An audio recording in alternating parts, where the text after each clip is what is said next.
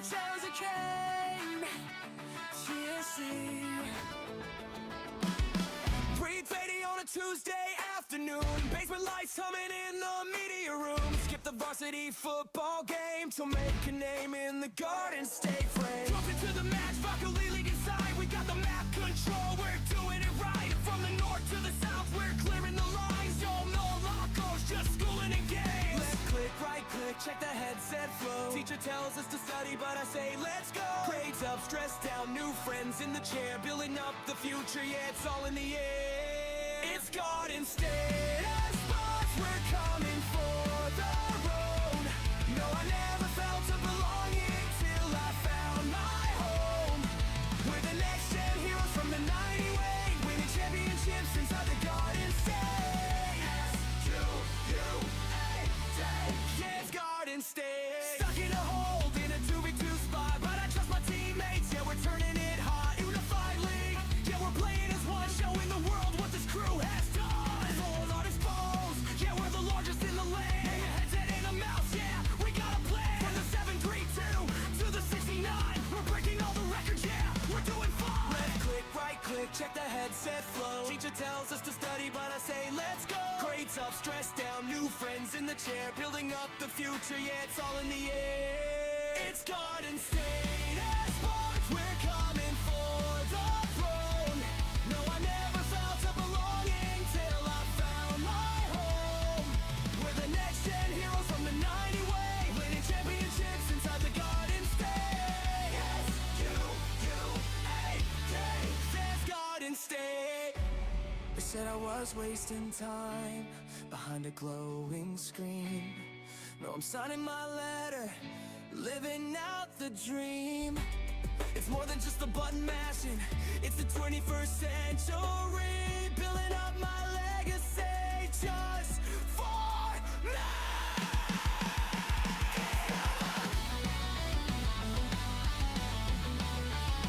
1, 2, 3.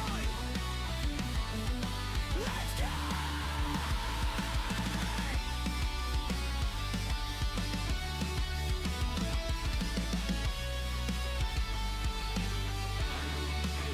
It's Garden State Sports, we're coming for the throne. No, I never felt a belonging till I found my home. We're the next gen heroes from the 90 way, winning championships inside the Garden State.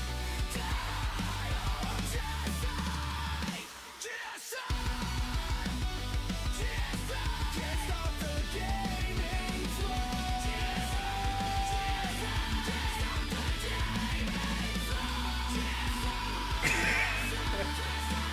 What is this song of the summer? I hear everybody asking. This is incredible. Did we hire a professional recording artist? I mean, what was that jam? How do I get a copy for myself? You ask Mike? No. It was made with AI 45 seconds before we went on the air. And I said, make a pop punk song about Garden State Esports. And then it worked its magic, and 40 seconds later, we had that banger. So, Song of the Summer, album dropping, completely AI, GSE album. Did you notice it said S-Sports? It did. It's very foreign sounding. Yeah, Garden State S-Sports. Garden State Esports. It's more refined. Yeah. Esports. Well, listen, nonetheless, Song of the Summer. We're going to get it out to you guys. You can listen to it on the way down to Georgian Court. Because this is the spring finals reveal show. Let's see who's going to make it. Let's see who's going to Georgian Court. Let's see who's going to bring home a state championship. We're going to do it again. It says GSC Winter Finals. I thought I fixed it. It's the spring. It's fine. It's the GSC Winter Finals Spring Edition. Yes, I like that. So that's fine. We'll do it live. But as always, Mike here is our director of competition. Michael, thank you for joining us once again for, I don't know, like our 20th one of these. Yeah. I also can't help but notice that you're sporting some hardware. It seems to be quite the chain that you have there. Yeah, so for those of you that haven't tuned into one of these before, as we reveal the playoff brackets, Chris and I um, make our selections on who we think is going to win said bracket, and we make that for every single tournament we're about to reveal. We each pick a team to win, a team to watch from the top half of the bracket, and also a dark horse, a team from the bottom half of the bracket that we think is going to make some noise. It was for bragging rights. We just did it for fun. We did it to bring some exposure to some of the programs around the state and all the great athletes we've got. But I won so many times that I demanded that he give me an award. And so we have here the Picks Championship belt. It's Blue Stradamus. So there's Blue, the GSE Beloved mascot, beloved mascot. dressed up as Nostradamus, the famous seer of old. And so from now on, Chris and I will be passing this back and forth based on who wins each season's picks. There we go. So, much to the shock and dismay of many, Mike is still up in the picks he has led through the fall and the winter. It is clearly going to his head as I got DMs demanding some type of award for his incredible ability to see. And can you read it real quick? I know Sure. I took a lot of. I didn't tell you what I was going to write on it. Yes, And it so, took me a long time. What is it? What is the quote? It says Blue Stradamus, picks foreseen, fate unfolds as foretold. It's very poetic. It is. I thought it was very Nostradamus meets Blue, beloved mascot. So congratulations, Mike, on leading so far this year in the picks department. I'm going to be honest. I think it's going to change this season. I fully expect to start the fall with the Blue Stradamus around my neck. But as we get into it, my friend, let's take a look, as always, and remind our folks at home why math matters and what our playoff score is. Sure, it's almost state testing season. And so when you raise your hand and ask your math teacher, why do I need to know this? One day you too may run an esports league and have to decide how to correctly determine the ability of various teams that didn't play the same number of games and didn't play each other, and who's supposed to be better than whom. And you could do some math to figure it out. So here at Garden State Esports, we use what we call playoff score, which is a single formula that you can find on the standings page inside the portal. So all the coaches have access to this and show it to the kids if they want to, but it accounts for your wins, your losses, your ties, as well as those individual game wins and losses. So if you're playing a best of 5 series for your match, how you do in that best of 5 also matters.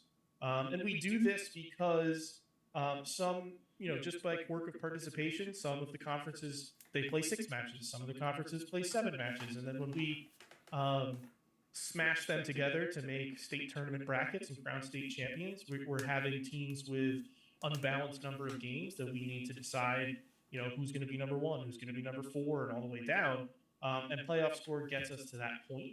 The slide Chris has up now is me showing my work, as Mrs. Malinowski would want me to. So we take your match win percentage, we take your game win percentage, and then we multiply that by a constant, which is made up of the maximum number of points you can earn from your wins and losses. So you get 3 points for a win. And we put that all together, and that comes out with a single number that we've been doing this now for 2 calendar years now, so 6 seasons, and it does a pretty good job of accounting for all those little scheduling quirks and ranking our teams from 1 to 8 with a limited number of funky tie breaks that we have to break down. And we do see teams from the top half of the bracket more often than not making the deepest runs, which when you're seeding a tournament bracket, that's what you want. You want to put the best teams in the position to be in the championship round. And so we've had a lot of success with playoffs. But that said, the number doesn't do it all. There are weird tiebreak scenarios that come out. The way we seed our playoff tournaments is first we decide who won a conference, because you get an auto bid directly into the first number of seeds in that bracket just by winning your conference, by winning that regular season. We decide that based off the playoff score. If there is a head-to-head win in the number 2 spot, you can move up to the first. But if you are a 4th place team that happened to luck into a win against the top team You can't jump all the way up to the top. That's not how head-to-head works. So we determine our conference champions first, and then when we are seeding all of those conference champions together, we have a tiebreak flow chart to go all the way down. If they all have the exact same playoff score, you see those when teams go perfectly undefeated. But we have a flow chart of tiebreaks that we go through. And then after we're done with the conference champions, we move on to everybody else. So we set our brackets to be about 50% of the competition. We take all of our conference champions, give them auto bids, and then the rest of the bracket are filled out with wild cards. So if you're familiar with traditional sports and the wild card format, it's the next best teams until the bracket is full. And we do that, again, straight off playoff score across all of the conferences eligible for that bracket. And those head-to-head wins can jump a single solitary spot. You'll see that come into play as we go through the brackets tonight. Beautiful. And so the big takeaway is this: we get lots of emails, lots of DMs. We didn't play the same amount of matches as other people in our conference. We didn't have a bye week. Other people did have a bye week, right? All of that is factored in. All of that is factored into the equation, and that's what comes out in the playoff score. And then once we have that playoff score, right, it's usually just following this criteria that you can see here. And head-to-head wins is always one that we talk about, remembering that you can't jump more than one spot. And so after that playoff score comes out, if you have defeated the team directly above you, you will go above them. And then we'll continue down the seeding criteria. And, I mean, the question I think everybody at home has is, are we going to see any coin flips or dice rolls tonight? There is one. There is one. Are we going to go with the dice or are we going with the coin? We're going to go dice roll because I'm a giant nerd. Okay, fantastic. So look forward to the dice roll soon. But outside of that, Mike, are we ready to jump in and start to reveal who's going to Georgian Court? We can't take too long because this season is our largest season ever in Garden State Esports. This is nuts. Just, if you go off the numbers, we had 169 different schools playing this season for us, which is the most ever. And we had at all levels. So when you talk about championship level that we're breaking down today for our playoff brackets, you talk about the contenders level, that JV experience, and you talk about how many unified entries we had in our unified Mario Kart. We had 430 teams compete this season. So if we take too much longer, as I am right now, we take too much longer, we will be here till midnight, and we've got the Plainfield Invitational tomorrow. So let's go. That's beautiful. So here we go. We are going to start it off with some middle school Rocket League. Go ahead and take us through it, Mike. Absolutely. So there were two conferences in middle school Rocket League. On slides like this, as we go through it, if you see a star icon, that means you were the conference champion for your conference. And those will always take the top 1 through 3 seeds that we have tonight. So our top overall seed is Southern Regional at a perfect 7-0, but they went 21-2. Slightly better than Smith's 21-3 in their 7-0 season. So they're your top 2 seeds. They're followed by Brookside. Then we have West Essex Middle School. We have Woodbury Middle School, the middle school portion of Woodbury Junior Senior High. We have Kiwami, Jonas Salk, and Stafford gets the 8 seed via a head-to-head that happened in that 8-9 slot on who was on the bubble to get in. Stafford gets the head-to-head over Washington Middle School and jumps them to take that number 8 seed. Beautiful. And so we take a look at it on the bracket on the big board. Southern Regional is going to play Stafford. West Essex going to play Woodbury. You got Smith versus Jonas Salk, and then you got Brookside playing Kiwami. And we cannot stress this enough. These matches are all played at Georgian Court, right? All of these matches that we're going to talk about until we get to Valorant, there are no rounds. There is no match before Georgian Court. So if you are one of these 8 teams, you better make sure that your kids are ready to play on Saturday, May 16th at Georgian Court. Report time is 8 a.m. Matches start at 9. Make sure you have a bus or some other way to get there. Fly, helicopter, limo, whatever it is. But you are playing in Georgian Court. So congratulations to our middle school Rocket Leaguers. We will see you at Georgian Court. And like Mike said, going to be our biggest one. Spoiler alert, we have 4 stages now. We're moving over to the Wellness Center, and we are expecting between 3,000 and 4,000 people to come through. So it's going to be noisy, it's going to be loud, and I think Southern Regional is going to be your middle school Rocket League champions. They have come on since they joined the league a couple of years ago. I don't think they've missed a playoff yet. And I think Southern Regional Middle School is going to bring home a belt. Well coached team, great kids, and as we saw Coach from Fernwood shouting out in the chat here, they're legit. So Southern Regional is going to be my pick to win and start my run that brings back Bloosterdamus to his rightful place around my neck.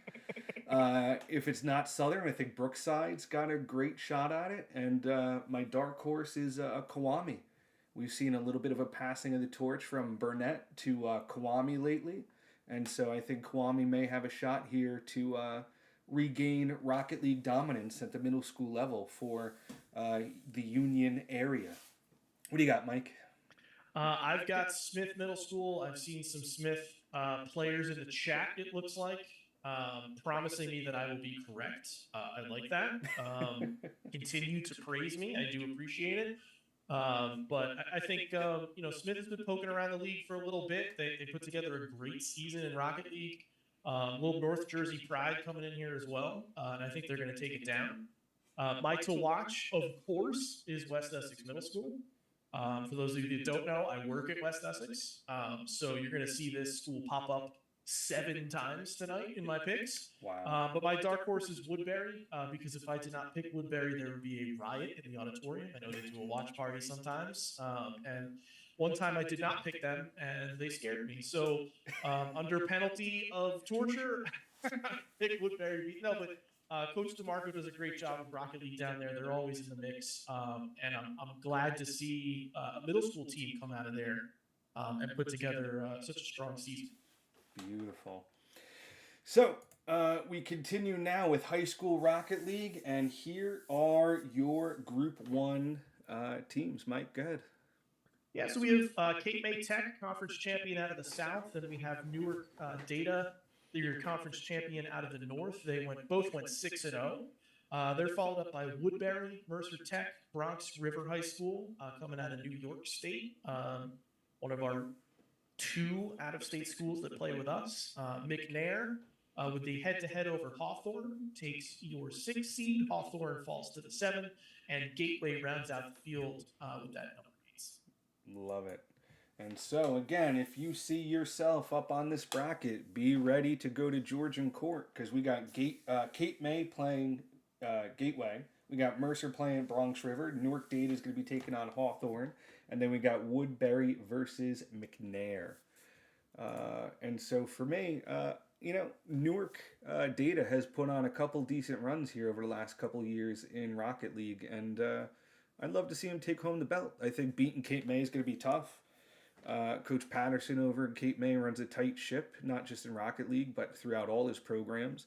I heard they even had, I'll probably get it wrong, but they had the State Board of Education down at Cape May the other day visiting his lab and learning about his program, and made a great impression on why esports has been so valuable, not just to his school, but to the students here in New Jersey. So Cape May is going to be tough to beat, but I think if anybody can do it, it's going to be Newark Data Science.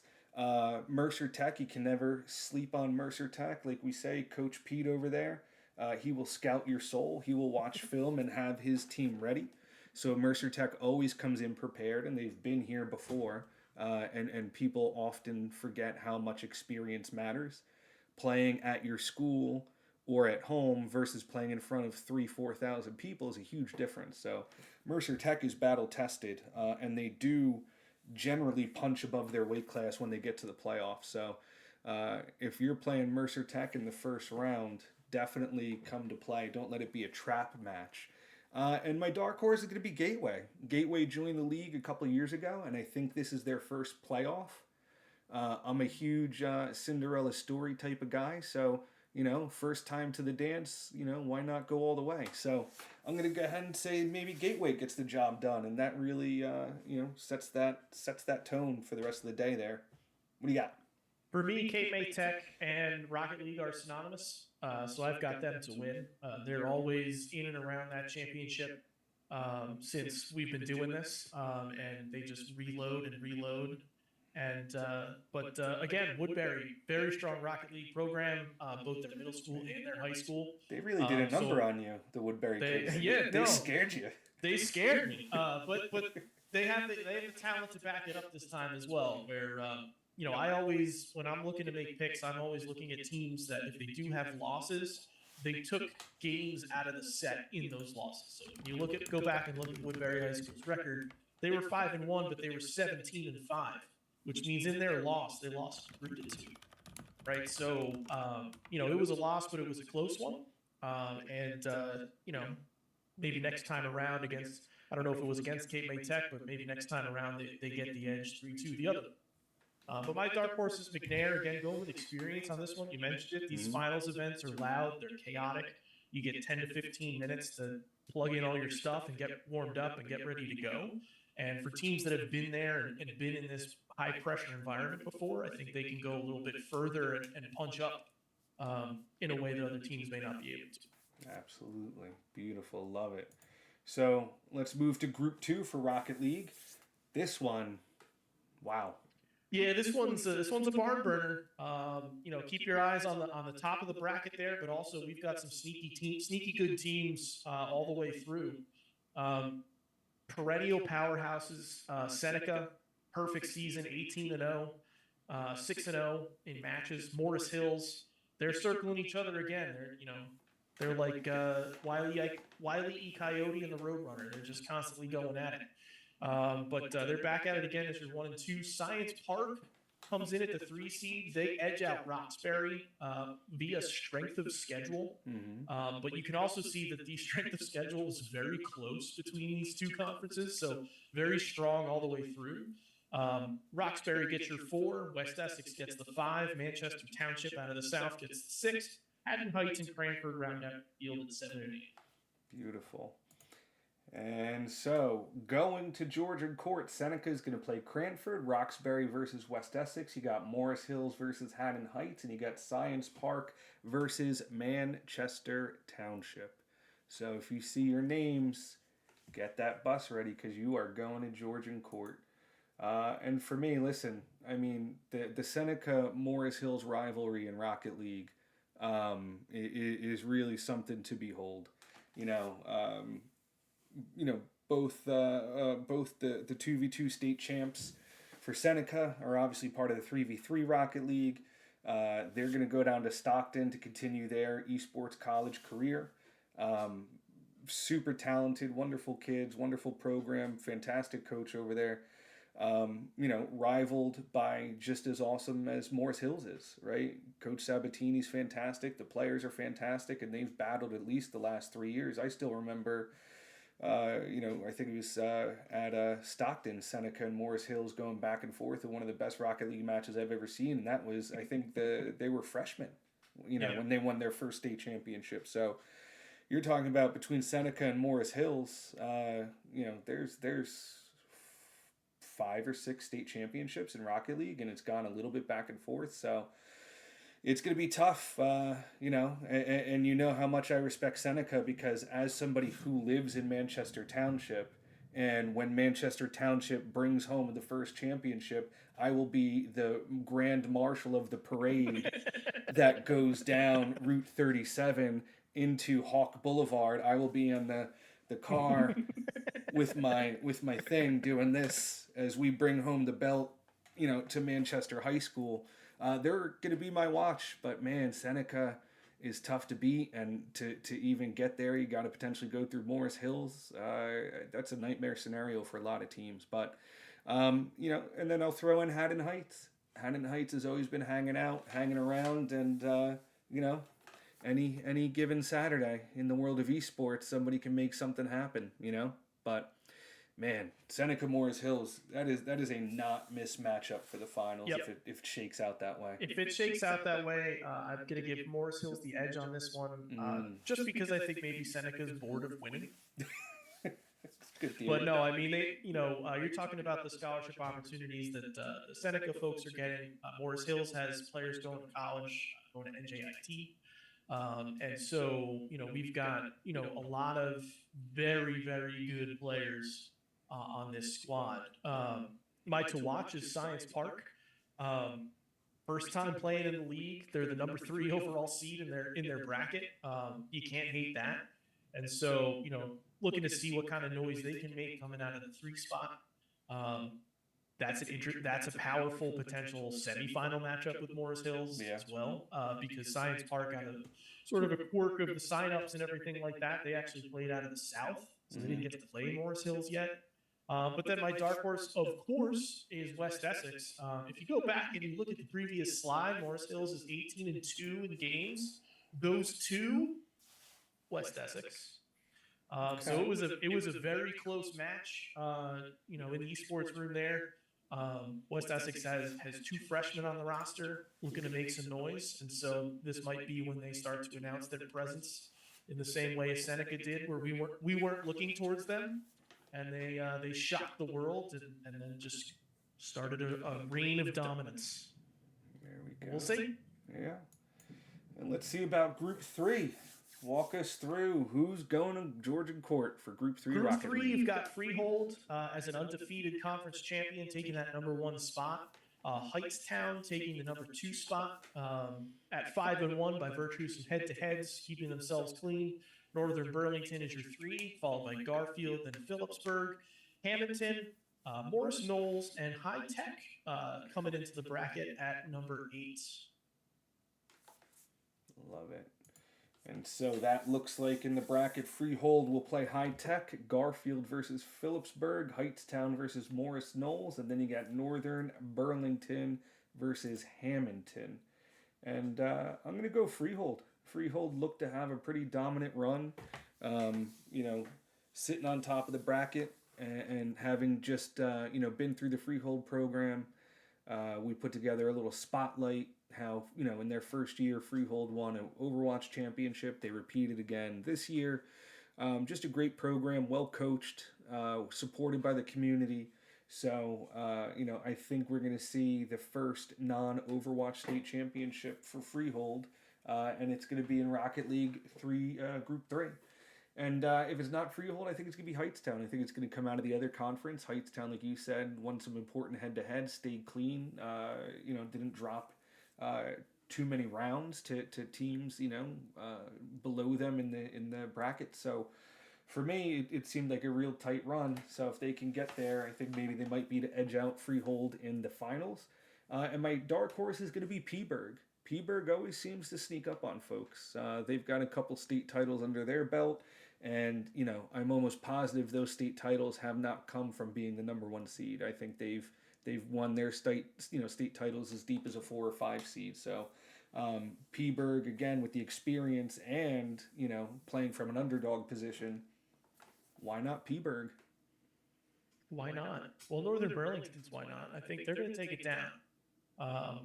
They're in that same conference as Freehold. Freehold did drop some games, couple, 1 or 2 of them to Northern Burlington. And in that rematch, they always say it's hard to beat the same team twice.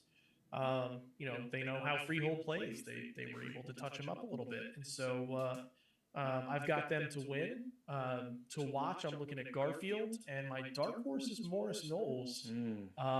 Poking around Rocket League, they had some graduations in the program, but found a way to get into the dance. And we'll see if they can sort of continue that momentum a little bit. Yeah, I think they're going to share a bus with Hills, so maybe they can trade some tips on the way down. I don't think they're allowed to speak to one another. Is that the rules? They're rivals? I think they begrudgingly share a bus, but they have to set up like a first class curtain halfway through, just to keep the bloodshed to a minimum. I like that. It's good. And how about our Group 4 teams? Yeah, Group 4 was a single super conference. We had 9 teams in Group 4, so we're taking 4 into the playoffs to hit our 50% target. Your conference champion was Plainfield at 7-0, but Union was right on their heels at 6-1. Then we have Cherokee jumping JFK by virtue of the head-to-head. So we've got a strong 4 right there, and I think any of them can take it. And so at Georgian Court, Plainfield will play JFK in the semis, and Union will play Cherokee. And listen, we talk about Union all the time. What is now playing for Union High School used to play for Burnett. And we remember how dominant Burnett was in Rocket League. So I would have to think that there's got to be a lot of those former Burnett monsters that won 4, 5, 6 Rocket League state championships are now on part of Coach Dye's team over at Union, and I think they might be able to pull a bit of an upset over at Plainfield. I know I'll be at the Plainfield Invitational tomorrow along with you, so I'm hoping that the Plainfield children do not drag me into the streets for not picking them. But my to watch is going to be JFK, because why not? I love thinking that somebody can come from out of nowhere and have their Rocky moment and go the distance. That's always my favorite part of sports. My son asked me, Dad, what's our favorite football team? What's our favorite baseball team? I usually just say the underdog. Whoever's supposed to lose, that's who we root for. So you're a big Jets fan too? Listen, I have to be. There are limits. There's limits, right? I mean, I think on paper I'm an Eagles fan because I don't want my wife's family to hurt me, so I just cheer for the Eagles. But for me, I always love to see somebody who shouldn't win. And so, let's go for JFK getting after it. What do you got? Absolutely. I'm picking Plainfield, and to those Plainfield students, I would like to be carried in like Superman. But no, I mean, clean run through the conference. They do have the head-to-head over Union to clinch the conference championship right at the last moment of the season. There, I'm sure they're going to ride that momentum forward. They've got an all-star on that team. But if it's not them, I think it's Cherokee. Because if Cherokee's in the final, it means they took out Union again, right? So, when it's just a 4-team bracket like this, momentum on the day is huge, right? You would get that single win in that semi, and it's just you're off to the races. You don't even have time to think about what might happen, and you just keep going, right? So, but I think any of these 4 teams can possibly take this down in a couple Saturdays. All right, so up next we got something new and exciting.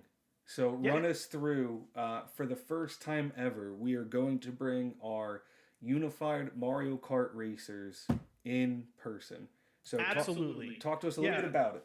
So for those that are unfamiliar, GSC has been running a unified program for several seasons now, and the games may change, but it's an opportunity for students with various disabilities to continue to participate in esports, get to know their more normative peers, and compete in the same games that we're competing with on the championship level. So this time around, this spring, it was Mario Kart Time Trials, where a course was announced per week, and you had all week to get your absolutely best time possible on that course and get it submitted. And so this time around, we're actually going to bring our 8 best unified racers to Georgia Court to play a semifinal and a final. So these are our top 8 racers. So we're going to bring them in person for the first time ever, which is going to be fantastic. They will be seeded into 2 semifinals of 4 players each. They race a single cup. The top 2 from each of those cups will make the final, and we'll have a 4-person final cup right there on the stage at Georgia Court, and give them the experience in front of everyone that all the championship players get as well, where they can, win in front of an audience. And so we're happy to be able to do this with them. Yeah, I mean, and that's part of the expansion now to 4 stages, is to be able to platform meaningful events like this. These kids raced hard in the spring, and a lot of them were part of the fall races too. And when we saw the opportunity to be able to expand and bring some of our unified players together in person, it was a no-brainer. So we're really excited. So there you go. Those are our 8 racers, representing the Center School and the Shore Center and Old Bridge and Wallkill Valley and Garfield. Be proud.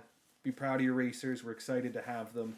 And make sure you find them racing and come watch and see how exciting it is, to just have such a great event. So we're excited for that. A big shout out to Caitlin Bunch and Jim McCowan on the GSE team, who have overseen the Unified League for years now. and really helping create the vision that's going to help us, make this a regular occurrence, bringing our unified players together for the championship, so we can all play together. And that brings us then to middle school Mario Kart. I know we got a lot of excited folks in the chat here for Mario Kart and in the Discord. I mean, what a great ad. So first of all, great addition to the league by the competition committee voting to add in Mario Kart. I mean, Mario Kart numbers were huge. We had a ton of kids playing Mario Kart this year. So both in the fall, winners contender season and this contender season and the championship. So Mario Kart's definitely going to be sticking with us for a long time. But talk to us about who's winning.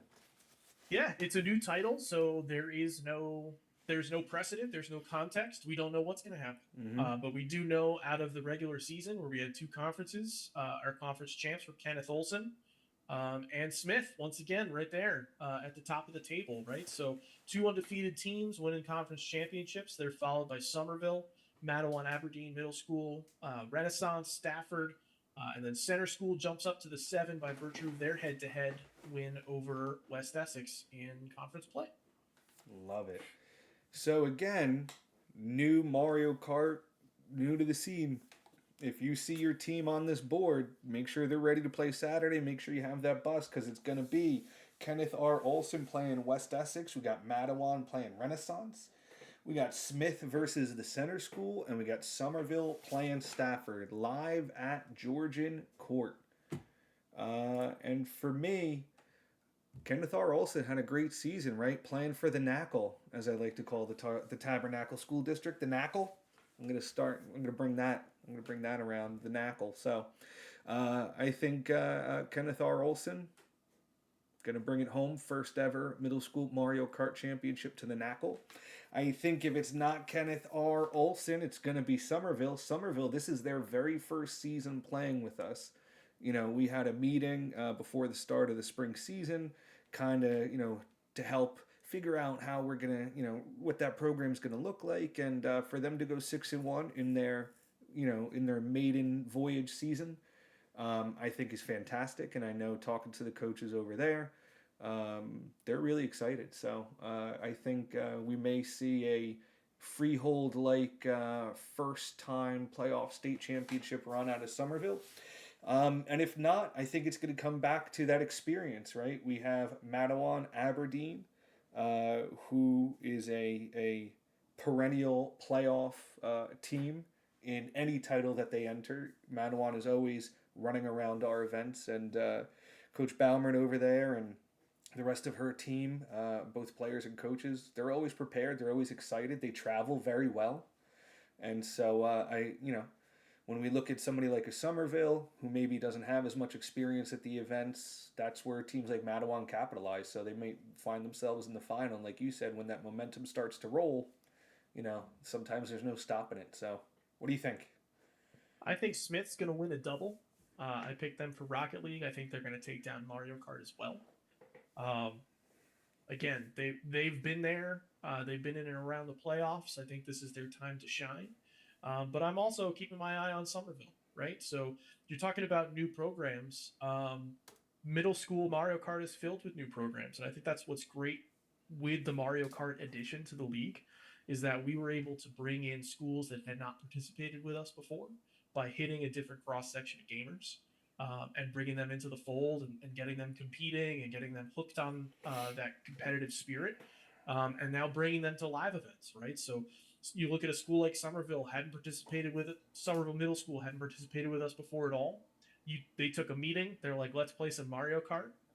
They get the 3rd seed in the bracket. They come to Georgian Court. It's chaos. It's fabulous. It's fantastic. They meet all these kids they've played.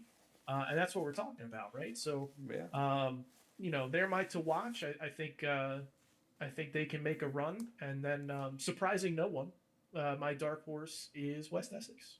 Love it. Yeah, I mean, and going back real quick to what you just said about Somerville, it reminded me when I was talking to them, they said, well, should we play contenders or champs? Like, where should we come in at? And I said, listen, all things being equal, why not, go for a state title? And so now they're going to be at Georgian Court. So you never know what's going to happen. So glad they decided to jump in the champs level. And, talking to the coaches and the team over there, they're having a great time. And now they get to take that great time and play in front of thousands of people. So you never know what's going to happen in the wacky world of esports. So let's talk about some high school Mario Kart. I know we have some ravenous high school Mario Kart players hanging out in the Discord and the chat. I learned so much about like the I don't want to air quote and get yelled at, but like the pro Mario Kart scene. People are inventing glitches and they're doing like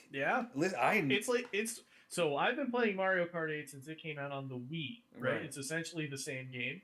And I watch these kids practice, and they're not playing the same game that I was playing. Oh no, I don't understand what I'm watching. They're explaining things to me. I'm yelling at them to use items, and they basically just tune me out. They're like, "Go stand over there." You don't use the items. Why would you use it? If you use the coin here, then it's more likely you get another coin. But if you hold the coin, you won't get coins. And I don't want coins because I'm in the lead. And it's just like, okay, Yeah. that's great. Yeah. And so, that's what the great thing about esports is to find those competitive edges. They really do dive into the strategy, and it's not, a party game anymore where they're elevating it. We see that with Overcooked, right? Where it's a couch party game, and we turned it into the most exciting esport of all time, right? So Mario Kart is great. The Group 1 Mario Kart bracket is crazy. You've got teams that went 6-1 all the way down to the 6th seed. Like it's out of control how good these players are. But at the top of said table is Arthur P. Schalik. Perfect season, 7-0, 14-0. I believe it's their first season playing with us as well. Sure is. We've got Pompton Lakes winning Group 1 North via head-to-head over Hopatcong, a relatively new program there as well. Cape May Tech is your 3 seed out of the South. Hopatcong is the 4, and then Technology High and Center School finished with the exact same playoff score, and we had to go into the flow chart. Technology High had a win over Pompton Lakes, but were too far down the playoff score to jump all the way up to conference champ. But their best win is better than Center School's best win, and so that's why they get the 5 seed. Yep. West Deptford and Clayton also tie on playoff score, but West Deptford had to play in that absolutely brutal South Conference. You see that strength of schedule. And so they get the 7, and Clayton gets the 8. Love it. And we will see you at Georgian Court. AP Shalleck's going to play Clayton, Hopatcong versus Technology High, Pompton Lakes versus West Deptford, and then we got Cape May versus Center School. And for me, listen, I think the Cinderella season for AP Shalleck continues. I think they ride their first season with us perfect into the playoffs, perfect through the playoffs, and they're going to bring home a state championship. What a way to announce that, hey, we have esports at AP Shalleck. We got a belt for you. All right? That's going to be one heck of an assembly. And, I think that's fantastic. So if it's not AP Shalleck, Pompton Lakes, I got to talk to, the team over the weekend. And they're very excited. They were figuring out, all the logistics. They were asking all the right questions. What time do we have to be there if we get into the playoffs? And so enthusiasm goes a long way with me. So the fact that they're excited to play means I'm excited to pick them. So, and then my dark horse, West Deptford, there's a guy over there, Coach Seeley. I mean, what a guy. And, anytime Coach Seeley gets a team together just through, pure just awesomeness, they wind up wanting to play. Right? I mean, it reminds me of, like, I remember growing up, dude, I wrestled my whole life, and Coach Opacity, when I went to Lacey, Coach Opie, I would run through a wall for him. Anything that guy ever asked me to do. And listen, I'm, old, and I just saw him the other day, and we were catching up. Coach Seeley is that kind of guy, right? These kids will run through a wall for him. So he's going to have them amped to play. They're going to want to bring it home for Coach Seeley. And, listen, I like me some West Deptford. Why not? To me, it's Hopatcong. I think Miles is going to prove that he can do other things with a Nintendo Switch than just play Isabel. I wonder if he... I wonder who he races as. I don't even know. Is Isabella but racing? I imagine... I don't think Isabel's. I don't think she's in it. Oh, so he had to be torn. Yeah, so some other tiny girl, maybe Baby Peach or something. Okay. Yeah. But anyway, I think Opakong's going to do it. They only win games that. Oh, she is, says the chat. Okay. Does Miles race as Isabel? Well, I'm going to wait right now until we get an answer from the chat. Races is Miles Yoshi. races Yoshi? What Wow. a boon. That's crazy. Can I change? No, you got to stick with your picks, man. Picks are in. Yeah, Yoshi is meta. Yeah, okay. Wow.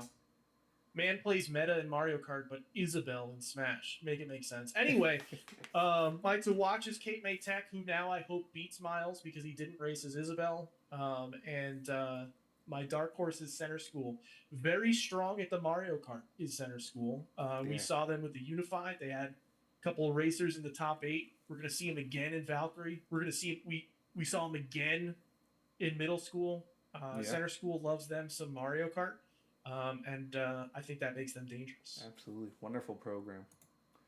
Let's talk about Group 2. We see a certain West Essex sitting at the top of the pile. Yeah, little old school by the name of West Essex went 7-0, 14-0. They're your number 1 seed, Cedar Creek Conference champions out of the South, edging out Manchester Township. Middle Township right there as well. As the 4 seed, Seneca is the 5, Manchester Regional is your 6, South Plainfield is the 7, and Manasquan rounds out the top 8. But this is another one, just like we saw in Group 1, this is another really strong conference, right? 3 6-1 teams in the top 4. And then Seneca, right there as well, is pretty insane. Absolutely. And so, coming to Georgian Court, we're going to have West Essex versus Squan. We got Middle Township versus Seneca. We're going to have Cedar Creek playing South Plainfield.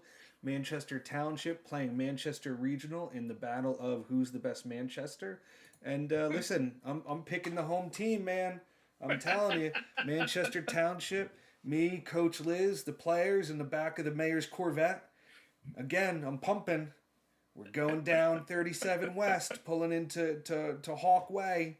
Bringing it home, and if not, listen. I like a little school called Cedar Creek, from the powerhouse that is the Cedar Creek, Apsagami, school district down there. They can make something happen. And listen, if I can't get a Manchester Township, I'm going to settle for a Manchester Regional, and I'm just going to say Manchester won. And it would be weird to have a Manchester Regional parade here in Manchester Township, but I'm sure we can pull some strings. All right, what do you got, Mike? Do you have to ask? I'm picking West Essex. I think this is our season to grab a belt.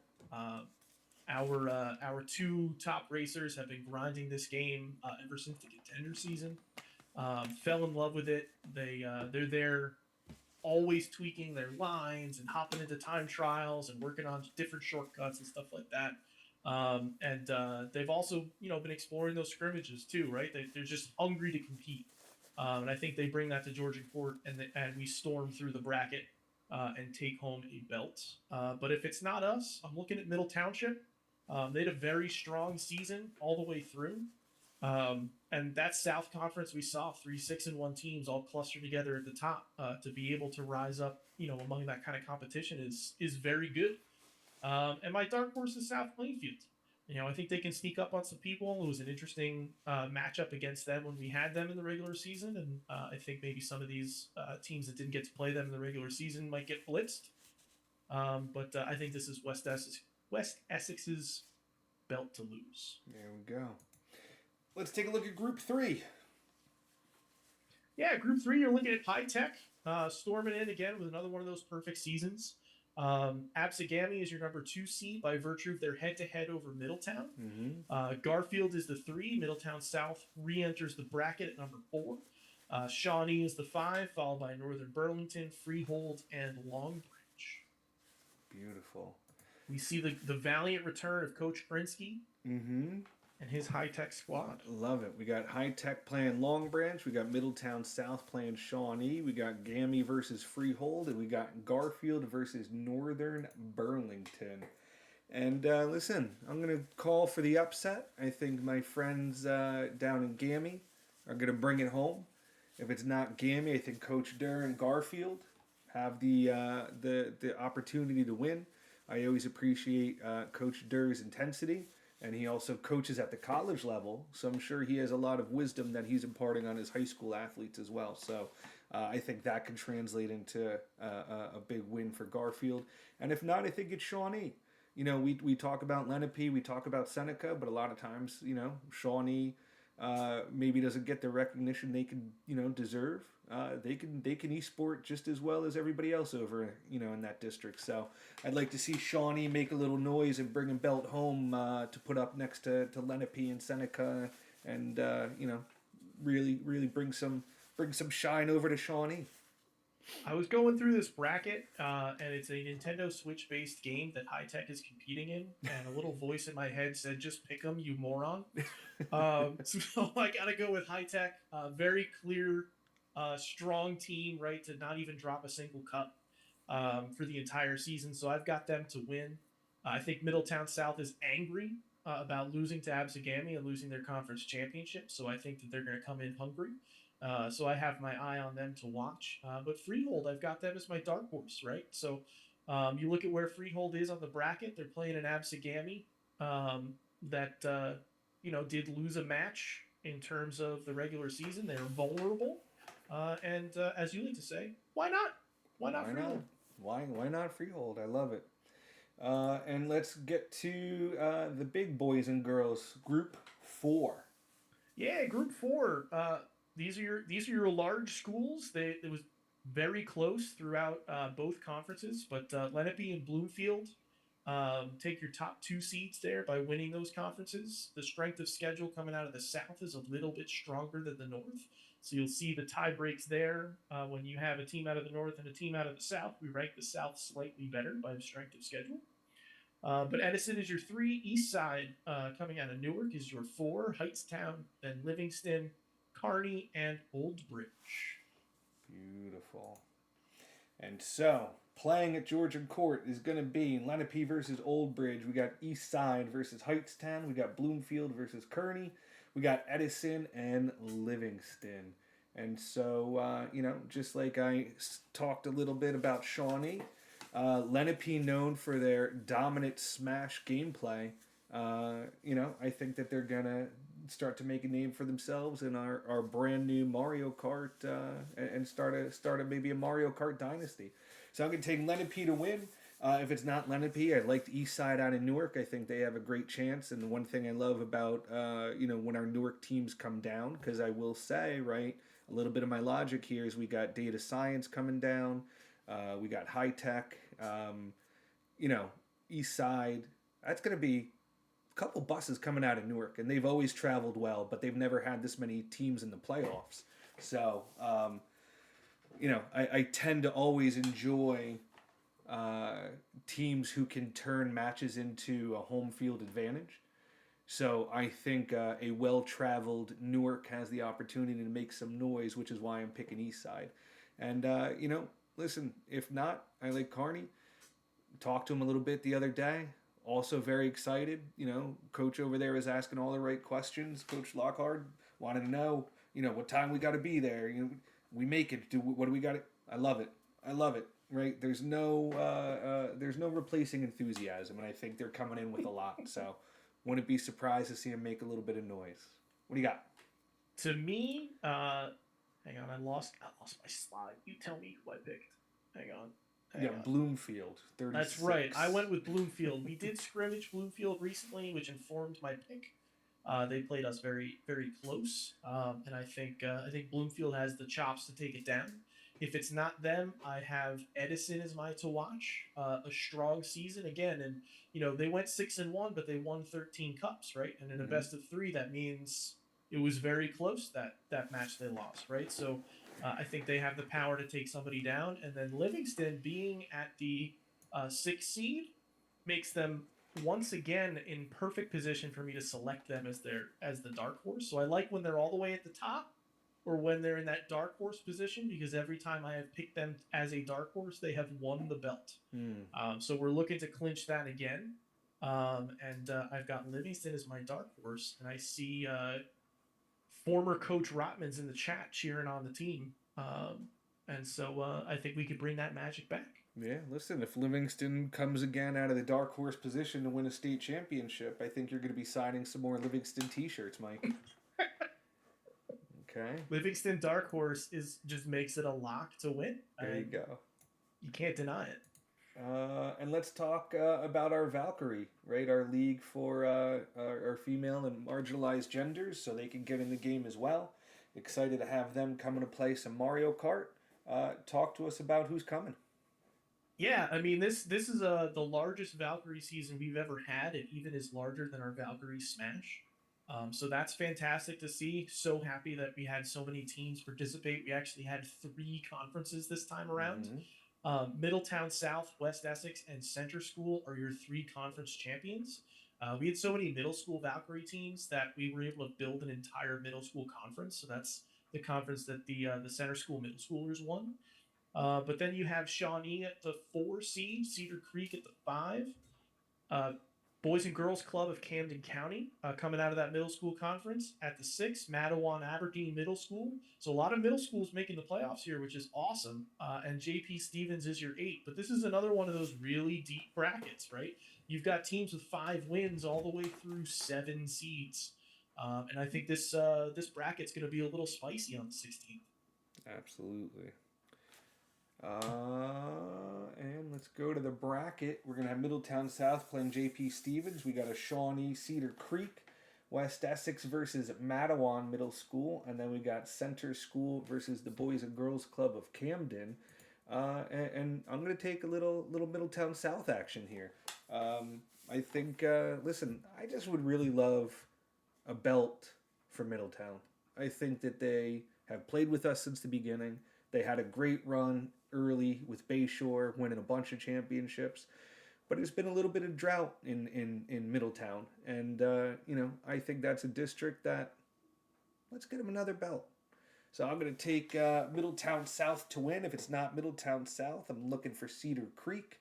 And my why not's going to be JP Stevens. Let's see what we can do. Middletown South says it was a good pick, so there you go.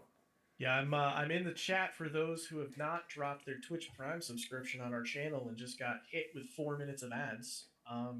We're just going to keep right on through because we need to pay the bills, right? So, but surprising no one, I picked West Essex to win.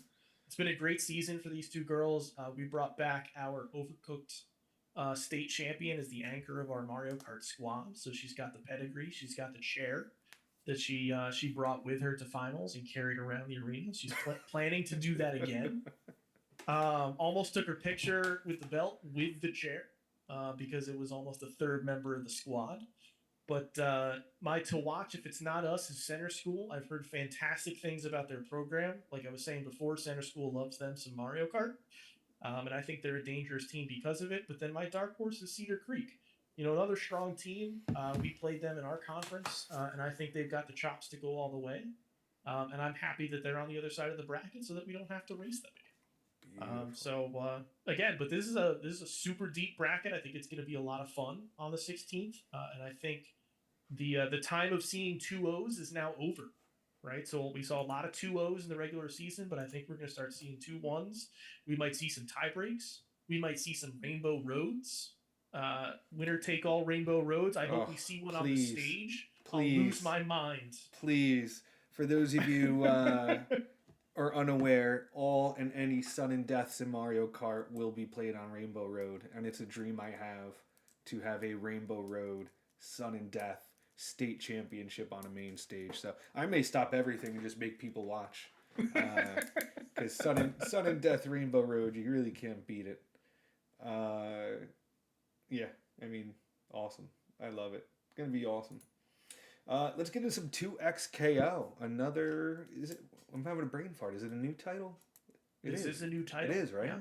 So we're gonna crown not just our first ever Mario Kart champions, after playing a beta season we're going to be crowning our first ever 2XKO champions. Walk us Yep. through what groups 1 and 2 combo look like. And 2XKO is a surprisingly strong season for us. You know, we liked what we saw in the beta season, but then participation wise, being able to fill out 2 state tournament brackets with a brand new game, a brand new fighter. I know fighting game folks are very particular, so very happy to see enough teams come out that we can, you know, have some healthy competition and stuff like that. But for your group 1 and 2, we are looking at Manchester Regional as your number 1 overall seed. Ocean takes that number 2 spot, separated only slightly by playoff score. Woodbury is your 3. West Essex comes in at 4. AP Shalleck is your 5. Absegami has the head-to-head over Clark. Abraham Clark is that 7 seed, and Waldwick rounds out your top. Love it. And here we go on the big board. Playing at Georgian Court will be Manchester Regional versus Waldwick, West Essex versus AP Shalleck. You got Ocean taking on Abraham Clark, and then you got Woodbury versus Absegami. And listen, fighting game, Woodbury, Coach DeMarco. What else? What else do I need to say? What else do I need to say? Coach DeMarco. You know, not just an amazing coach over there at Woodbury, but a fighting game expert. It seems to not be bound by title. It is just a propensity for being fantastic at all fighting games. And so I know that Woodbury is going to be ready to compete. They're going to be locked and loaded. And if it's not Woodbury, I would love to see Abraham Clark, who I think is making their first ever playoff appearance, make a run at a state title, right? That was a program that played with us, had to take a year off, and now they're back. And to be back and coming back in a way where they've made the playoffs, I think is amazing.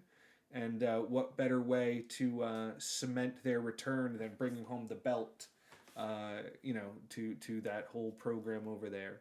And if it's not going to be Abraham Clark, I think we might see ourselves some Waldwick, right? Why not? What do you got? I went with Ocean. Talking to Coach Over from Ocean, I believe these kids picked the game up when it was still like unannounced.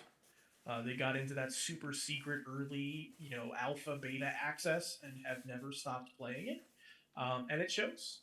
They kicked our butts in the regular season. So I know Manchester Regional is very strong, but I'm leaning with Ocean on this one. I think if it is a 1-2 matchup, I think that one's going to be a lot of fun to watch. But I think Ocean's going to take it down.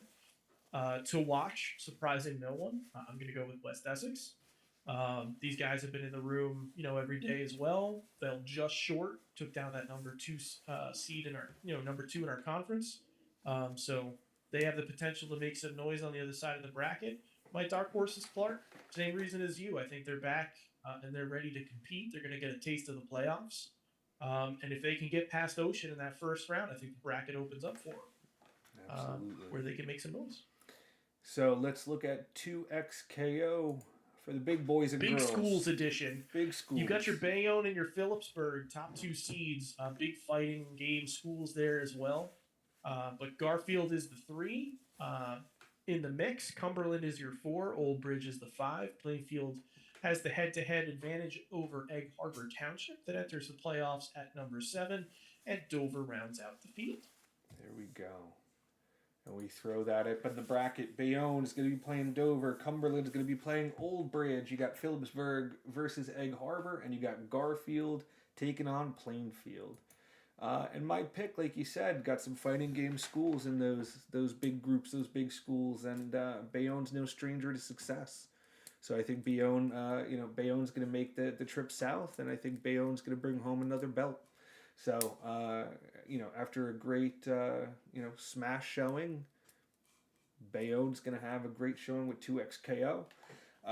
If not, one of the things I appreciate about Old Bridge and Coach Weiss is they're always prepared. They're probably practicing right now at 9 o'clock at night. He probably, has one kid riding the pedal bicycle with the generator that powers the screen and the switch. And then he's got the other kids or PC playing on the PC, a little 2XKO. And then they're going to rotate. Everybody's going to have to get on the pedal bike for a minute over at Old Bridge, right?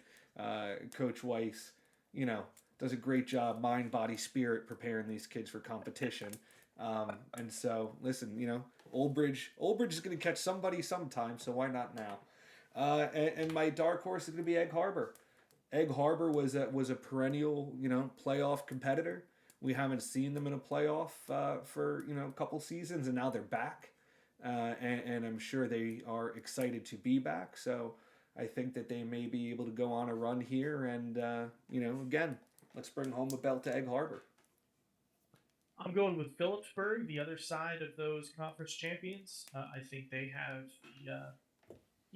they showed coming out of their conference their strength, and I think they're going to be able to take it down. But I've got my eye on Cumberland. I think 4 is a dangerous place to be. Because you get to you play the number 1 in the semi if everything goes on seed, and then you're just one step away, right? So, but my dark horse is Plainfield and Fighting Games, also perennially strong. They've got that head-to-head advantage where that tells me they win when they have to, they win when they need it, and you need every single one of those wins at Georgian Court. So, should be a fun one to watch. Absolutely. And now we got Valorant.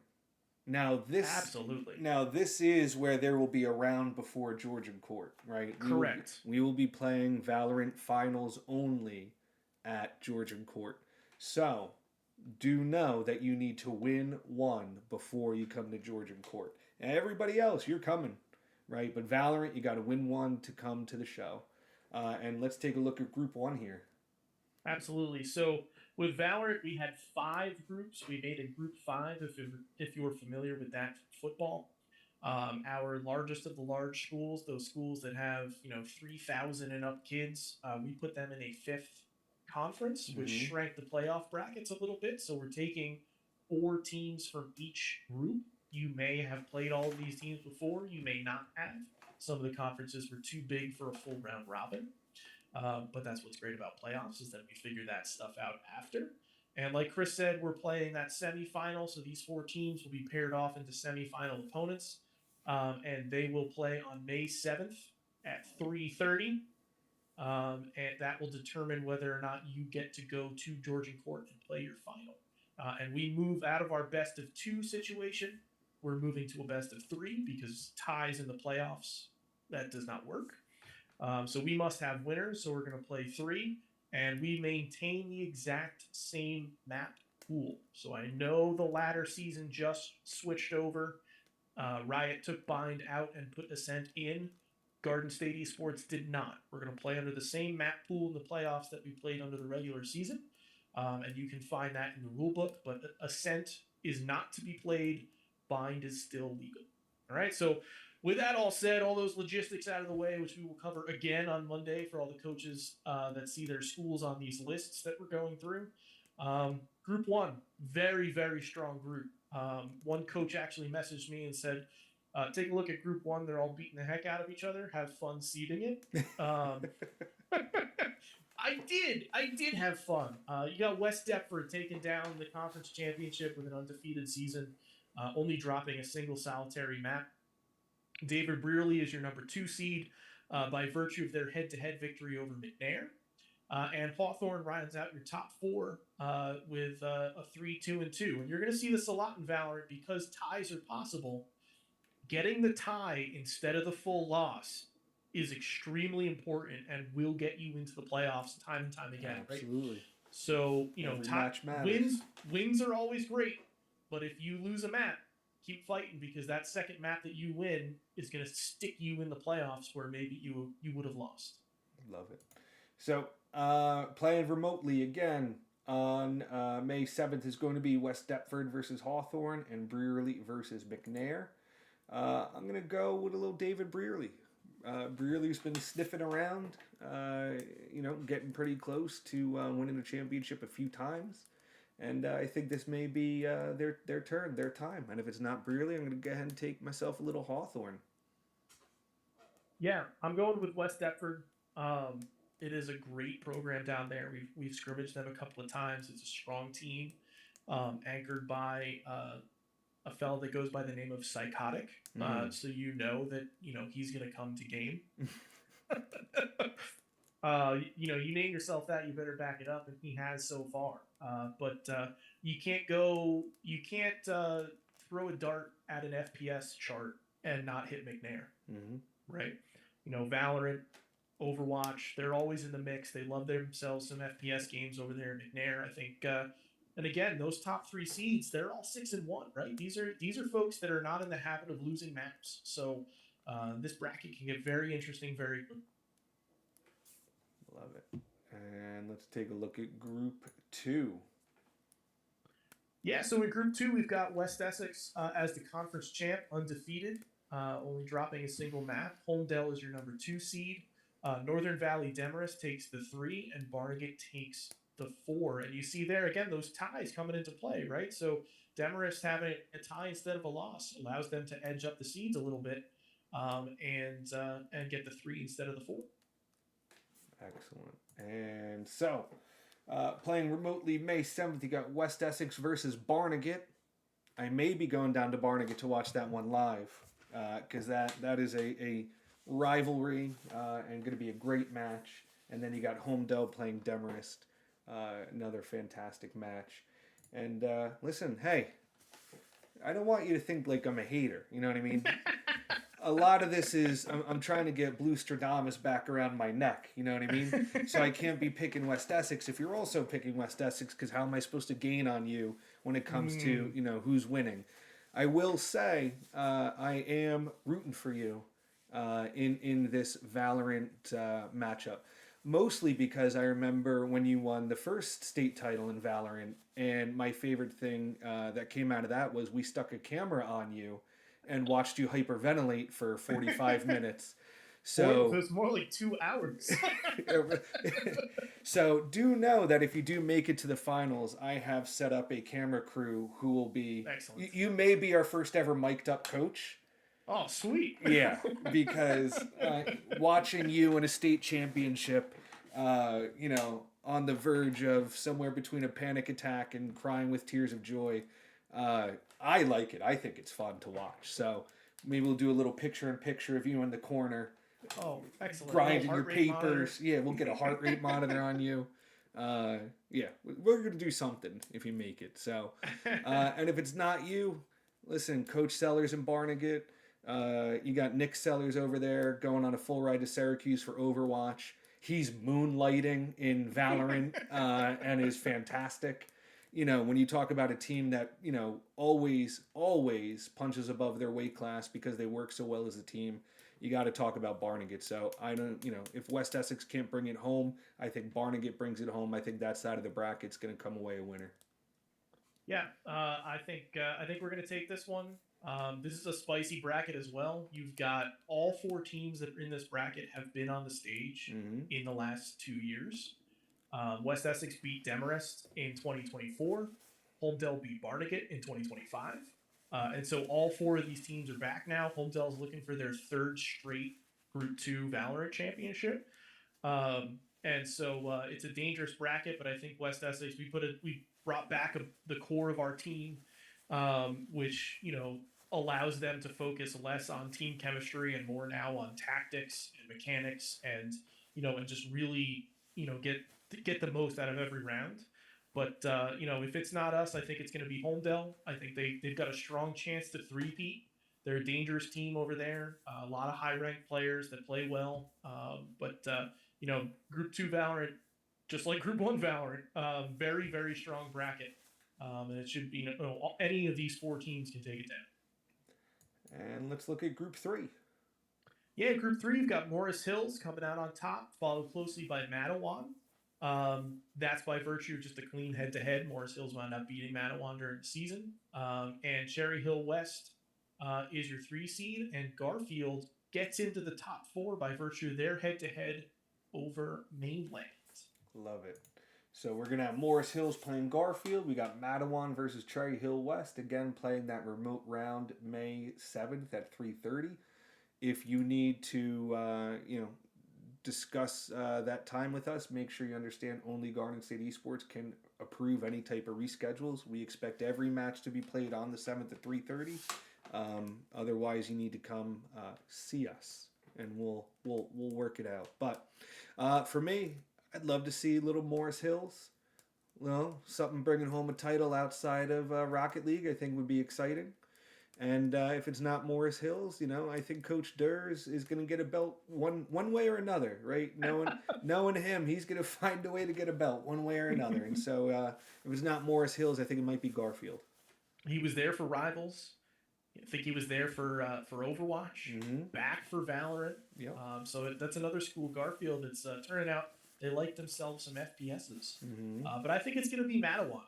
We're going to see why I'm making some of these picks in a little bit as we go through a special project that we had going on during Valorant, if folks don't know about it. But Mattawan is anchored by a couple very strong players.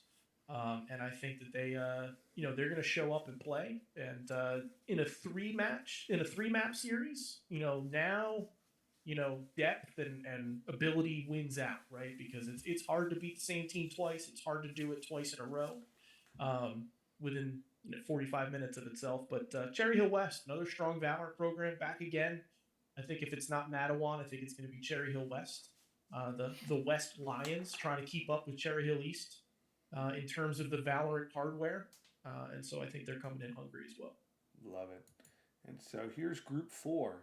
It's time. It's time, Chris. The foreshadowed time is here. We've got Cherry Hill East as our conference champs. They take your number 1 seed. Livingston is the number 2, but then we have Cherokee and Freehold that could not be separated. And everyone's favorite tiebreak, coin flip, is the only way that we can determine who is who. So by coin flip, you mean dice roll. By coin flip, I mean dice roll, because coin flips are lame, and I have a really cool sparkly LED D20 from all of my D&D and Pathfinder play. Oh my god! So what I'm going to do is Cherokee, since they are first in the alphabet, if I roll a 1 through 10 on the die, they will stay at that number 3 seed. If I roll an 11 through 20, Freehold will then jump them and make me scramble to update bracket graphics while you stall for time. Beautiful. All right, here we go. We will listen to the roll. I'm not going to make you move your camera because historically moving your camera to show the die roll has not gone well. So it has not gone well. We well. know that you are an upstanding citizen and we can trust your roll. What do we got? We got a 7. A glowing 7. So that is going to be Cherokee. So that means Cherokee stays at that 3 seed. Okay. By virtue of coin flip. All right. So I will talk about this bracket while we're good. It's stuck. Yeah, beautiful. It's stuck. We don't even have to update. So we got Cherry Hill East playing Freehold. We got Livingston playing Cherokee. And listen, Cherry Hill East is absurd. It's just I've seen him play in state championships before, but when we had Jelly at the college combine and I watched her just play out of her skin, I have a new appreciation, for how talented the kids in Cherry Hill are at Valorant. It's going to take a lot to beat Cherry Hill East. And I'll tell you, you'll see a little bit later, Jelly over there. Yeah. I mean, at the combine, must have every coach's so mouth at the combine, dropped open. The story I tell everybody is at the combine, we played a full, we played out all rounds for 3 maps of Valorant, right? To give all the coach, there were 30-something colleges there. Coming from as far away as Texas and South Carolina to look at the Valorant talent we had. And we gave the kids like a bathroom drink break because they just played 24 rounds of Valorant. Go take a break. And we're getting ready to start the second map, and Jelly's chair is empty. We're like, where'd this girl go? Why? It's not a big school. What happened?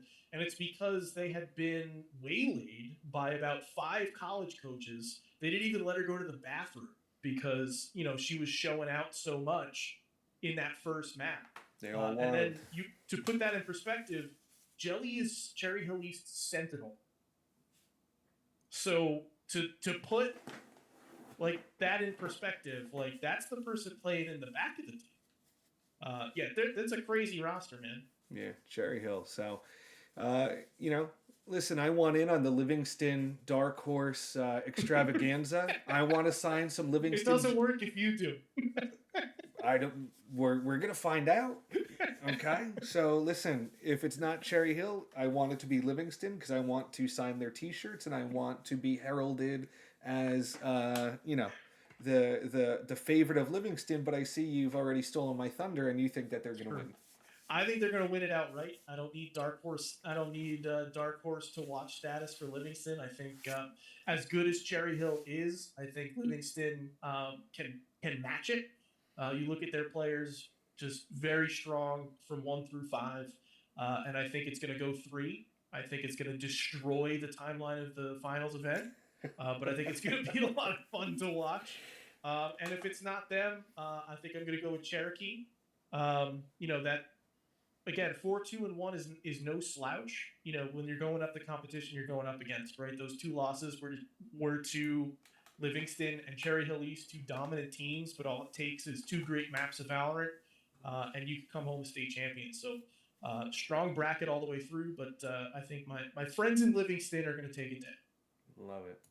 And now we have the super big boys and girls Yes, playing the in Group enormous 5. schools. We've got East Brunswick, perfect 7-0. Bayonne at 5-2. Plainfield 3-0-3. So they didn't lose ever, and so that should be something to look at as of now we move into a best-of-3 format, and then Right. Edison rounds out your top 4. Yeah, because if Plainfield was in a best of 3 and they If had it was that, a best-of-3, maybe they go 6-0. right, they keep that momentum, right? Good call out there. So we got East Brunswick versus Edison. We got Bayonne versus Plainfield. And listen, I like some Bayonne. I think Bayonne's going to get it done. If it's not going to be Bayonne, I'm going to go with Edison. What do you got? I'm going with Plainfield. I hinted to it earlier. 3-0-3 means in a best-of-3 format. How many of those game 3s do they pick up, right? If they pick up 3 of them, we're talking about them as an undefeated team. So the calculus of playoffs changes in a 3-map series. It gets interesting. It's long. Stamina plays a part in it. Just don't get tired because Valorant takes a long time to play. So, but you can't ignore East Brunswick, right? The performance that they put together going undefeated, you can't sideline it. And I think they're an incredibly strong roster. We see it time and time again in FPS games. And they're dangerous as well. Love it. And let's talk about our Valkyrie Valorant. We got Bayonne playing Plainfield. I'm going to go ahead and take Bayonne, bringing home 2 belts in Valorant in 1 season. Don't know if we've ever had a Valorant, I don't know if we've ever had a Valkyrie team and a co-ed team both win in the same season, but that would be a very cool first. Talk to me about Plainfield. Yeah, Plainfield actually had the head-to-head over Bayonne at one point. They only played once, and Plainfield won it, but they were separated a little bit by virtue of the schedule there. They get in via the head-to-head over Cherry Hill to be in the top 2 that were taking directly to Georgia Court. But I think Plainfield is the way to go here because they've already seen it, done it, beat it, and they just got to do it again. There we go. So, Bayonne and Plainfield, we will see you at Georgian Court. You do not have a virtual round because it's you 2 coming to the show. And fun little addition is that we have our college conference championship. If you did not know, Garden State Esports runs a college league. We have 26 colleges that compete from across the state. All of the matches are in person, so they have met 4 times previous. You may have seen them at the fall championship and the winter championship, but all those matches that have been played on our college circuit have all been leading toward this. Our college conference championship will take place at the spring finals. So make sure you come by the college stage and you come and see, where you could be playing when you're off to college because listen, we got a Seton Hall, we got Brookdale, we got a Camden County Community College, all national champions in different college leagues, right? So a lot of an unknown fact is just how good some of our Jersey colleges are, especially some of our 2-year community colleges are just fantastic. And you could go look into like a Brookdale. Kids who have played for Brookdale then wind up getting full rides, 2 years to go play at a 4-year school. So definitely, if you're thinking about playing at the next level, definitely consider some of our fantastic community and 4-year college and universities here in New Jersey. And shout out to Coach DeMarco, who has led the college scene all year as the commissioner. So for our Overwatch tournament, I guess finale, we will have NJIT taking on Seton Hall, NJIT being the first seed there, taking on Brookdale, who will be playing, Brookdale will be playing Stevens. And so NJIT, tough to beat. I had the pleasure of TOing when they came down to Georgian Court, so I got to meet the NJI team, Overwatch team, and got to watch them beat everybody they played at Georgian Court. And then they were very impressive, and they like to sing while they play, which was interesting. There was a lot of singing among the team, not so much comms about what they were doing, but more just singing whatever jam was in their head. So well, that's demoralizing. That was interesting. And if it's not NJIT, I think our friends, Coach Victor and Seton Hall might be able to bring home the College Conference Cup. They have a beautiful cup they play for. Yeah, Seton Hall's Overwatch program is on the newer side. Mm-hmm. To see them in a semifinal right away tells you how strong it is. And Coach Victor hasn't even started recruiting really. So good to see them in there. But I think Brookdale's going to beat everybody. Brookdale and Overwatch go hand in hand. Coach Bomer takes 2 years out of kids as a 2-year school and makes magic happen, wins national championships.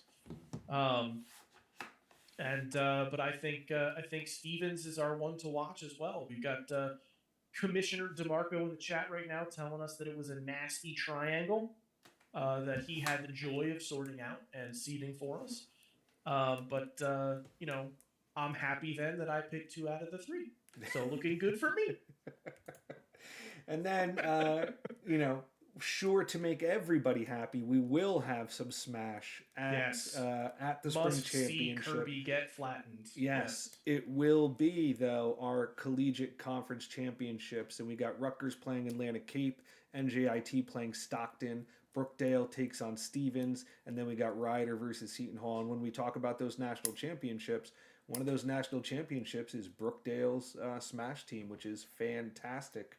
But also, Faro and the Rutgers crew may have something to say about that. So you have some very, very, very talented, power-ranked New Jersey, Smash players who are going to be playing on the big stage. So, listen, if it's Rutgers or Brookdale in my mind, just 2 outstanding programs. Smash crews, interesting. Rutgers versus Brookdale in Smash is amazing to watch. Yes. Just, I can even appreciate the level of talent, and I have no idea what's going on in Smash. So, and I think the dark horse is Stockton. Coach Demetrius down there runs a tight ship, and those kids love some Smash. So maybe they might be able to pull up, upset of the decade. Yeah, you can't go wrong in this bracket. I mean, collegiate Smash runs through New Jersey. Just all of Smash runs through New Jersey. You look at the, just public power rankings that come out, and that, we're recognizing names up and down that list, right? But I think NJIT has a chance to take Rutgers out in the semis. I think that'll be fun to watch. I don't think there's a single miss matchup in this entire bracket. But my to watch is Ryder, anchored by a former West Deptford GSE Smash competitor. And so it's fun to see that program succeed around the core of Scholastic, graduates that go on to these New Jersey schools. True. And have sort of, like a sourdough, have it just grow around them. It's coming up. It's late. It's hard to get an Yeah, analogy listen, going. that was But you got there. I could you get it. know, Seton Hall, another strong Smash program, and you know, I have to call them a dark horse because they're a 6 seed. But this tournament is so tight that you know, I think it's entirely possible we see a 6 seed run all the way to the Listen, Crystal Cup. can I tell you what I think is going to be the deciding factor in all of this? What's really going to be what decides, who decides how it's decided, what happens in Smash? It's an 8 a.m. report time. It is an 8 a.m. report time. Yeah, this college tournament is happening at 9 o'clock, 10 o'clock, and 11 o'clock. And so the college that can caffeinate the best, right? I think is the one. I think you're absolutely right. These kids, you know, they're used to rolling out of bed at 3 p.m. Right. And, so to me, the teams that check in by 8 have the best chance of winning, because if they're not checked in by 8, they're not allowed to play. So that may be the deciding factor. But up next, we have our All-Stars. And, All-Stars, at the end of each match that we play in GSE, coaches get to select their player of the game. Players of the game are weighted more heavily if you earn the vote and the respect of the opposing coach, right? So if the coach that you're playing against believes that the opponent was the player of the game, right? We weight that a little bit more heavily. But each coach gets to vote for somebody on their team and somebody on the opposing team and name them player of the game. And that's how we do our All-Stars. And so let's run through middle school. Yeah, so for middle school Rocket League, we have Angelo from West Essex, Carlos from Fernwood, Keeson from Smith, Jackson from Camden's Promise, Adrian from Jackson Middle School, Landon from Stafford, and a different Landon unrelated to the previous Landon from Jonas Salk. Love it. And here's high school Rocket League. We got Rooney from Plainfield, Alex from Eastside. We got Cossip from Middletown South, Matt from Lenape, Dylan from Old Bridge, William from Seneca. We got Paulie from Morris Hills, and we got Jeremiah from Newark Data. So congrats to our high school Rocket League All-Stars. Your middle school Mario Kart All-Stars are Sean from Salk, Brody from Bayshore, Elliot from Center School, Kyle from Burnett, Dan from Renaissance, and Diego from Somerville. Excellent. And our high school Mario Kart All-Stars, we got Christopher from Middle Township, we got Anton from Eastside, we got Ian from Pompton Lakes, Joey from West Essex, we got Miles from Hapatcong playing Yoshi, and then we got Jacob from Cherry Hill West, your Mario Kart All-Stars. Your 2XKO All-Stars are Dorian from Garfield, Xavier from Bayonne, Aiden from Old Bridge, Dylan from Ocean, Cameron from Manchester Regional, and LeBron from Plainfield. Love it. And your Valorant All-Stars, we got Ashvik from West Essex, Gabriel from Mercer Tech, Norel from Garfield, Dylan from East Brunswick, Anil from West Deptford, we got Ralph from Bayonne, we got Winston from Matawan, Hannah from Cherry Hill East, Alex from David Brearley, Hunter from Homedale, Tyler from Wallkill Valley, and we got Manny from Mainland. Pumped to see my girl Jelly from Cherry Hill East on the list. Just still can't believe Respect the the Senties. I still can't believe the run she went on at the Combine. My mouth is on the floor, and much like Smash Cruise, I know nothing about Valorant, and I even knew what I was watching was amazing. So, the other thing we want to point out really quick is a project that you and Jim McCowan worked on for Valorant. Yep, and a special shout out to Coach Chris Frangipan from Wallkill Valley that helped dial in some of the numbers on this. So one thing that we've gotten requests for since time immemorial is a player rating system for our Valorant players, right? So stats for individual players that may be overlooked in the haze of match results that only get reported as 1-1 or 2-0 and things like that. So we crunched some numbers and pulling stats from everybody's tracker pages because they have to be public, and every single match that got played this season is in here. And so this is publicly viewable. If your coaches didn't show it to you, we just wanted to showcase it a little bit where we boiled down kills, deaths, assists, how many kills you're getting per round, the damage you're dealing per round. We pop it into a formula to account for how important at the beginning of the round is versus the end of the round, first deaths, things like that. And we boil it all down to what we call the GSE Valorant rating, which is that first number there. So similar to the things that they do on the professional level, just to identify some of the top, players in the league as individuals and give them their due. And you can see that a lot of these names, it's all screen names, but a lot of these names do match up with who we just read off as Valorant All-Stars. And so our coaches are recognizing these players in their player of the game votes already. But this is a great way to sort of put a number to it and get down to maybe the number 2, number 3 kids on those teams that may go, missed in the contributions that on those really deep teams where you only get one vote, right? But we're happy with how this is turning out. We're going to run it back next season and continue to feature it on the GSE site, things like that. So we wanted to show it off. And so we ranked all 250 some odd players that played Valorant this year.